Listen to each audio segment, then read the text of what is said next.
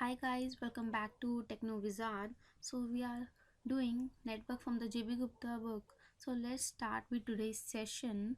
So this is our first question. Okay, let me select pen. Okay, so this is our first question. A coil of inductance 2 Henry and a resistance of 1 ohm is connected to a 10 volt battery with negligible internal resistance. It means internal resistance value R is 0. The amount of energy stored in the magnetic field is, so basically they have given us a resistance and an inductor. They are connected across a 10 volt battery whose internal resistance is 0. So it is 10 volt battery, resistance value is 1 ohm and inductance value is 2 Henry. So we need to calculate the amount of energy stored. So it is given by the formula. The amount of energy stored in the inductor is given by half of L I square. So here inductance value is given. We need to calculate the value of current. So here 10 volt battery is given. So for a DC, inductor act as a short circuit, right? Because we know that inductive reactance is given as omega into L, where omega is the angular frequency given as 2 pi fL. So for the DC, frequency is 0. So X of L, that is inductive reactance, will be 0 ohm. So it will act as a short circuit, right? So now the value of current will be simply V by R, right? Here voltage is 10 volt and the resistance is 1, so the current is 10 ampere. Now we will simply put here, so inductance value is 2 Henry and 10 square. So the amount of energy stored in the magnetic field is 100 joule. So option D is right. So next question is, which one of the following statements associated with a capacitor is wrong? A capacitor resists an abrupt change in the voltage across it in a manner analogous to a way a spring resists abrupt change in its displacement. This statement is right because a capacitor does not allow the sudden change in current. Why? Because we know that the current across a capacitor is given as C dV by dt, right? So if we want sudden, if you want to change the voltage suddenly, so the dV value will be finite. We want to change suddenly, it means t is tending to 0. For that we need, current will tend to infinite. So for that, doing that, we need infinite amount of current, so which is not possible. So that's why inductor capacitor don't allow the sudden change in voltage. Similarly, the inductor don't allow sudden change in current, right? So next option is, a capacitor resists an abrupt change in the current flowing through it. This statement is wrong because inductor don't allow sudden change in current, right? Next option is, it is impossible to change the voltage across a capacitor even if the current through the capacitor by a finite amount in the zero time. For this requires infinite current through the capacitor. So I have already explained this concept, right? Next is, a finite amount of energy can be stored in a capacitor even if the current through the capacitor is zero, such as when the voltage across it is a constant, right? So we know that the energy stored in a capacitor is given as half of CV square. So it is depending on voltage, so it is independent of value of current. So current can be 0 or anything, it hardly matters. So this option is also right. So we need to, so in this question it is asking, we need to find out the wrong statement, which is option B, right? So option B is correct. Next option is, next question is, which one of the following has which one of the following has the ability to act as an open circuit for the DC and a short circuit for AC of high frequency, right? So we all know that resistor is independent of frequency, right? So this option is eliminated. Next is inductor. So we know that inductor act as a short circuit for DC. So here we need to find out open circuit. So inductor is also wrong, because inductive reactance is given as omega into L, already explained, right? 2 pi fl. So for the DC frequency is 0, so x of L will be 0. It means it will act, inductor will act as a short circuit for the DC.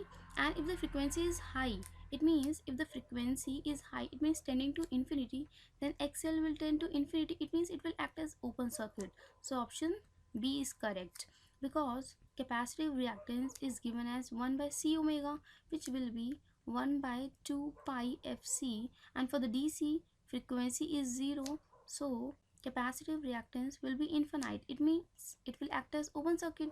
So this option is correct, option B. Next is energy storage capability of basic passive element is due to the fact that resistance dissipates the energy, right? Obviously resistance dissipate the energy, and the amount of heat produced is given by I square R into T, right? Next is capacitance store the energy. Obviously capacitors is store the energy in the form of electric field, and inductance dissipate energy. This statement is wrong, because inductor is designed to store the energy in the form of magnetic field, but here it is saying that energy is being dissipated, so this option is wrong. So which one of the following statement are correct? So option 1 and 2. So option D is correct. Next is, okay, so next question is, a constant voltage source is, so voltage source is an active element, because it will provide the energy to the network, so it is active element. Next, it is unilateral or bilateral. So it is unilateral because its property will be different in either direction. For example, if I'm considering this voltage source, right? For example, this is 10 volt and it is delivering some I current. Now if the direction of current is reversed, it means incoming current is there. Now here this voltage source is delivering the energy, right? So but here this voltage source is absorbing, so now the properties has changed. So that's why a voltage source is unilateral and it is active. So option C is correct. Next question is, an ideal voltage source should have zero internal resistance, right? Because for example this is a voltage source, and if internal resistance is present in it, right? So the terminal voltage will get reduced, because there will be some drop occurring across this resistor with that and because of that drop the terminal voltage will get reduced. That's why for ideal voltage source internal resistance should be 0. So next question is also similar. For the ideal current source, the internal resistance must be infinite, because in ideal current source if the internal resistance is infinite it will act as open circuit, because in a practical current source, if I'll denote practical current source, it is represented as a current source in parallel with internal resistance. But if it is ideal, then its internal resistance must be infinite, so that no current will flow here, right? So option B is correct. Next is, which one of the following gives the VI characteristic of an ideal voltage source? Okay, so the definition of ideal voltage source is that which an ideal voltage source is a source which provide the constant voltage at its terminal independent of the value of current flowing through it, right? For example, if this is voltage source and it should provide a constant terminal voltage independent of the value of the current flowing through it. If this current can be 0 or anything, hardly matters, the terminal voltage should remain constant. So this is the definition of a voltage source. Now see the option. In the first option here the value of V is continuously changing, right? For a for a constant value of current, the value of voltage is changing, so this option is wrong. This option is also wrong because here the value of voltage is changing. We need a constant value. And in the option B, here, if the current is less than 0, there is voltage V, and if current I is greater than 0, the voltage source value is V only. But here in this option C, if the current value is less than 0, the value of the voltage source has become 0. But when the current is greater than 0, there is some value of voltage. It means the value of the voltage source is getting affected by the value of current. So this option is also wrong. So option B is correct. See, next question. So next question is, if an ideal voltage source and ideal current source are connected in series, the combination has, okay, so suppose this is an ideal voltage source and an ideal current source, they are connected in series, right? So the combination will act as a, or will have a same property as a current source alone. Why? Because we know that in the in series the value of current remains same, so this voltage source is not gonna affect the value of this current source, right? But the terminal voltage will get changed because of this current source, because this current source will also have some voltage. So option A is correct, because if they are connected in series, the amount of current will remain same. But if they are connected in parallel, then the overall combination will act as a voltage source alone, right? For this option, A is correct. Next question is, consider the consider the following two types of non-identical sources. It means there are different sources, right? Now first is voltage source E1T and E2T, current sources I1T and I2T. Regarding the mode of their connections in a circuit, one cannot be connected in parallel, obviously, because here E1T and E2T values are different. So we know that in the parallel the value of voltage is same, right? So they cannot be connected in parallel because they are different values. Similarly, in the series the value of current need to be same, so these second also can current sources, these two current sources can't be connected in series. So option A is correct. So next is, consider the following statement, and any element is redundant if connected in series with an ideal current source, parallel with an ideal current source, series with an ideal voltage source, parallel with an ideal voltage source. So already explained, if there is ideal current source, right?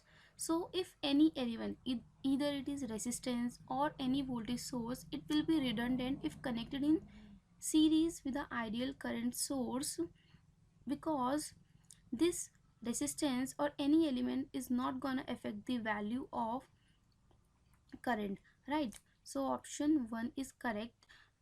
And similarly, any element connected in parallel with the ideal voltage source will be redundant because the voltage across its terminal will remain the same, right? For this question, option B is correct, right? So next question is, 330 ohm resistors are connected in parallel across an ideal 40-volt source. What would be the equivalent resistance seen by the load connected across this circuit? Okay, so basically they have given us an ideal 40-volt source, and now 330 ohm resistances are connected. So it is 30 ohm, this is also 30 ohm, and this is also 30 ohm. 330 ohm resistances are connected in parallel across a ideal voltage source 40 volt. And now here some load is connected Now we need to find out R equivalent seen by the load. Here this term is very important. We need to calculate the value of R equivalent from here, right? Because this is load. So now if we need to find out the value of R equivalent, the voltage source will be replaced by a short circuit, right? So if we replace this voltage source by a short circuit, these 30 ohm resistance will act as a dummy, because this will offer a low resistance path, so the entire current will flow through this path only. So the R equivalent will become 0 ohm, right? So option A is correct. So next question is, in the circuit shown below, the voltage and the current sources are ideal. The voltage V out across the current source in volt is okay. So basically we have to find out the value of V out. So this 5 ampere current source connected here, so here no current will flow as it is open circuit, so the entire current will flow like this. So now when the current will flow like this will be positive, this will be negative, because current is flowing like this, right? Now I will simply apply the KVL in outer loop. Okay, I'll show with different pen. Okay, so I will apply the KVL in the outer loop, right? So it will be simply minus 10 minus, because the first sign that we are coming is minus 10, then minus 2 into current is 5, then this is plus V out is equal to 0. So this is minus 10 plus V out. So V out is coming as 20 volt. So option D is correct. So next question is, Kirchhoff law are not applicable to the circuit with distributed parameter, learned parameter, passive elements and nonlinear resistances. So basically Kirchhoff law is not applicable to the distributed parameters. So the best example for the distributed parameter is the transmission line, because in the transmission line the parameters like R, L, C, G, these are transmission line parameters. They are distributed throughout the length of the transmission line, right? So we can't apply the Kirchhoff law, because Kirchhoff law includes two laws, right? KVL and KCL. So if we need to apply the KVL, we need closed path, but if the parameters are distributed, there is no closed path available, so we can't apply the Kirchhoff law, right? So option A is correct. Similarly, next question is, Kirchhoff voltage law is concerned with. So if we are applying KVL in any closed loop, we include battery EMF and IR drop occurring across the resistance, right? So option D is correct. Next question is, the value of current in 80 ohm resistor of the below circuit is, okay, so this is 80 ohm resistance and we have to find out the amount of current flowing through 80 ohm. Suppose here the node voltage is V1, right? So we will simply apply nodal analysis. So by nodal analysis, right, so in the nodal we have to consider the outgoing current, right? So I have marked the currents in the outgoing direction, so I will simply apply the nodal, which will be V1 minus 50 upon 4 plus V1 by 80 plus V1 by 20 is equal to 0. So LCM will be 80, which will be 20 V1 minus 20 into 50 plus V1 plus 4 V1 is equal to 0. So this will be 25 of V1 is equal to 20 into 50. So this will be, V1 is coming as 40 volt. Now the current I will be simply V1 by 80, right? Now V1 is 40 by 80, which is 1 by 2, that is 0.5 ampere. So option A is correct.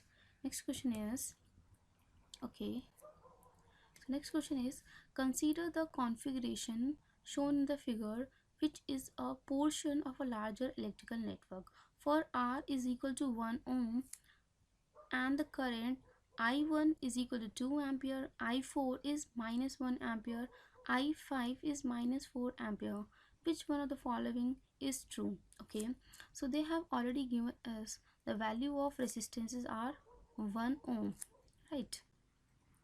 And they have given us the value of I1. So I1 current is in this direction, right? So the value of I1 is 2 ampere.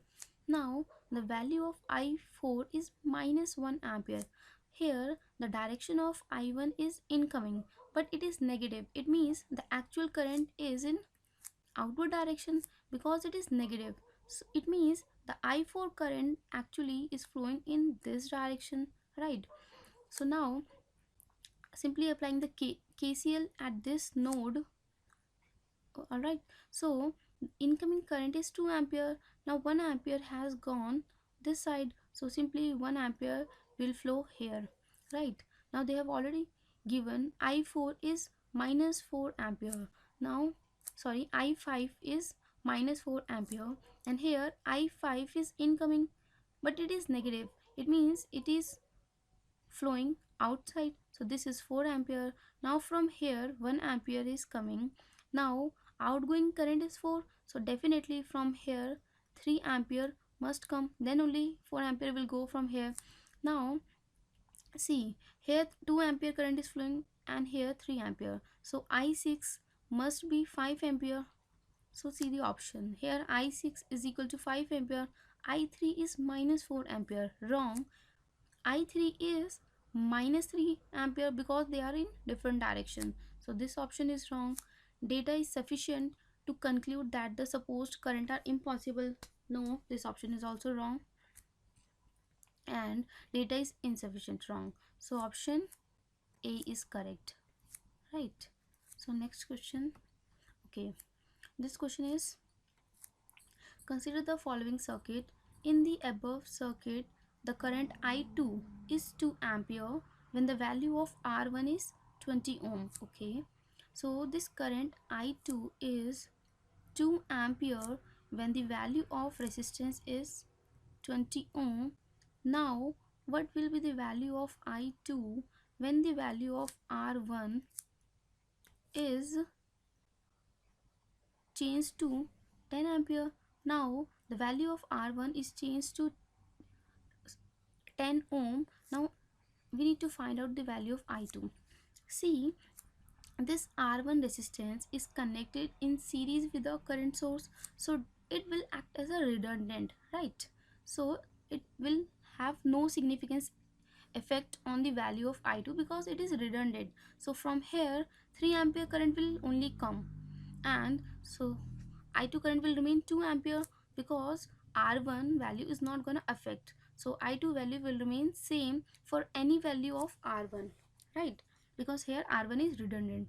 So next question is, the value of R in the below circuit is, so we have to find out the value of R. Here 24 ohm resistance is given and the voltage across the 24 ohm is 24 volt. It means simply current is V by R. So 24 volt is there and the resistance value is also 24, so it means 1 ampere current is flowing, right? So here 1 ampere, and here the current will be 24 by 8, that is simply 3 ampere. So from here